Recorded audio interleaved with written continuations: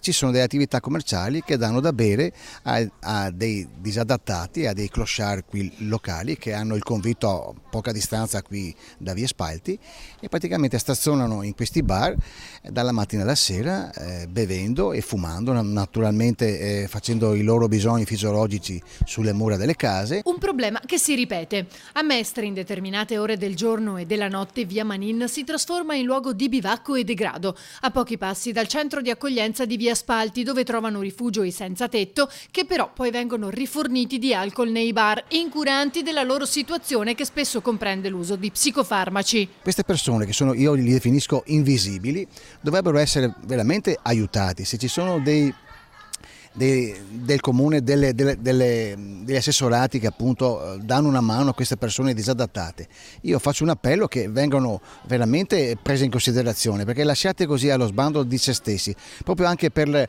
l'integrità dell'essere umano. E tante persone, i cittadini, passano per di qua, ma siccome non vengono presi in prima persona si girano dall'altra parte, ma la città è di tutti, perciò cerchiamo di essere solidali con queste persone. Ma questa non è l'unica zona presa di mira. Tempo fa, aggiungo, a 2 passi dal municipio, un signore, praticamente anche lui un clochard, era praticamente disteso su se stesso e ripiegato su se stesso e aveva appunto i propri liquami che lo circondavano. La gente lo bypassava proprio come fosse un invisibile.